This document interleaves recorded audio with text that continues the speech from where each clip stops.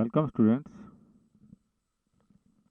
आज मैं Chandra Uday Singh, teacher high secondary school Sanasar, फिर से स्वागत करता हूं आपका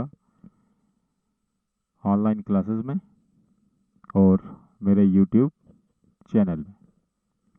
तो स्टूडेंट्स, अगर अभी तक आपने मेरा यूट्यूब चैनल लाइक और सब्सक्राइब नहीं किया है तो आप इसे लाइक और सब्सक्राइब करें और बेल आइकन को दबाएं ताकि मेरा हर नोटिफिकेशन आप तक सबसे पहले पहुंचे और आपका कोई भी हिंदी का टॉपिक मिस ना हो। तो आज मैं हिंदी विषय में कक्षा 10 के लिए पर्वत के प्रदेश में पावस सुमित्रा नंदन पंत द्वारा लिखी गई कविता, उसको हम आगे बढ़ाएंगे। इसके 1 से 4 तक प्रश्नों के उत्तर कल हम कर चुके हैं एक वीडियो में। आज हम 5 से लेकर 7 तक के प्रश्नों के उत्तर ढूंढेंगे। आइए शुरू करते हैं। ये प्रश्न उत्तर आपकी कविता पर ही आधारित हैं। सबसे पहले 5वां प्रश्न आपके सामने मैं पढ़ूंगा और आप ध्यान से देखेंगे और साथ साथ में पढ़ेंगे। पर्वत के हृदय से उठकर ऊंचे ऊंचे वृक्ष आकाश की ओर क्यों देख रहे थे और वे किस बात को प्रतिबिंबित करते हैं? तो इसका उत्तर देखेंगे। ऊंचे ऊंचे पर्वत पर उगे वृक्ष आकाश की ओर देखते चिंता मगन प्रतीत हो रहे थे। क्यों हो रहे हैं चिंता मगन?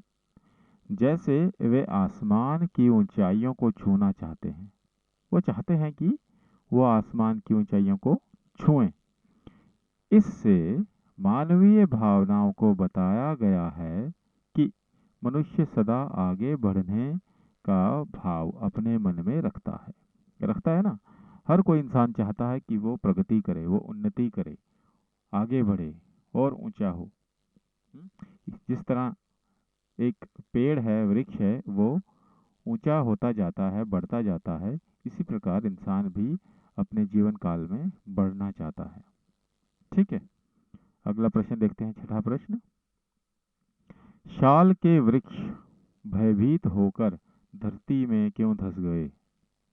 ऐसा पूछा है कवि ने, तो इसका आंसर हम ढूंढेंगे। आसमान में अचानक बादलों के छाने से मूसलाधार वर्षा होने लगी। वर्षा की भयानकता और धुंध से शाल के वृक्ष भयभीत होकर धरती में धंस गए प्रतीत होते हैं। वो धंसते नहीं हैं, बल्कि ऐसा प्रतीत होता है कि मानो वो वर्षा से डरकर धरती में समा गए हैं या धंस गए हैं। ठीक है, इसी प्रश्न का एक और उत्तर भी है। ठीक है, अगर आपको ये पसंद आता है, ये आसान लगता है, तो आप ये कीजिए, और अगर आपको दूसरा वाला लगता है आसान तो आप वो कीजिए। आइए उसे देखते हैं। यह है आपके सामने।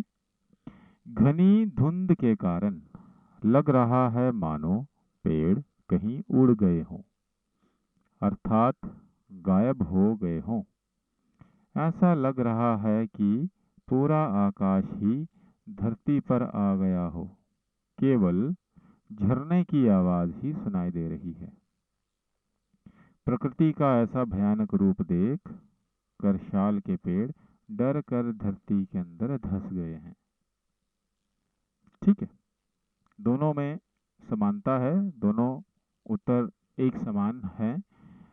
ये थोड़ा सा बड़ा है उससे, लेकिन मुझे लगता है कि ये आसान है, याद करने के लिए आपको ये ज़्यादा ठीक रहेगा। ठीक है, तो आगे बढ़ते हैं। आप चाहें तो स्क्रीनशॉट ले सकते हैं अपने अपने वीडियोस में, तो वो आपको लिखने में हेल्प करेंगे, या फिर मेरे ब्लॉग पर जाकर आप वहाँ से भी इन प्रश्नों के उत्तर ढूंढ सकते हैं, लिख सकते हैं। तो ये मेरे ब्लॉग का एड्रेस है, ठीक है, मेकिंग ऑफ फ्यूचर blogspot.com। ठीक है, यहाँ पे आप जाएंगे इस ब्लॉग पर, तो आपको ये सारी सामग्री जो आप वीडियो के थ्रू आपको मिल रही है वो वहाँ पर रिटन फॉर्म में मिलेगी। आप वहाँ से लिख सकते हैं, देखकर लिख सकते हैं। ठीक है, लिख लीजिए। उसके बाद हम आगे बढ़ेंगे। आज का 7वां और आखिरी प्रश्न, जो कि हमारे इस पाठ को अंत तक पहुंचाएगा। तो ये जो लिंक है ये मैं इस वीडियो के डिस्क्रिप्शन में भी दूंगा। आप वहां से जाकर भी इस पे लिंक को क्लिक कर सकते हैं और ये लेसन पढ़ सकते हैं, देख सकते हैं। ठीक है, तो 7वां प्रश्न, झरने किसके गौरव का गान कर रहे हैं? बहते हुए झरने की तुलना किससे की गई है? ठीक है, तो हम आंसर देखेंगे। झरने पर्वतों की ऊंची चोटियों से झरझर करते बह रहे हैं। ऐसा लगता है मानो वे पर्वतों की महानता की गौरव गाथा गा रहे हों। जब झरने ऊंची ऊंची चोटियों और पर्वतों से गिरते हैं तो झरझर की आवाज करते हैं, है ना? तो ऐसा लगता है मानो वो ऊंचे ऊंचे पर्वतों की महानता का गीत गा रहे हैं, उनके बारे में गौरव गाथाएं गा रहे हैं।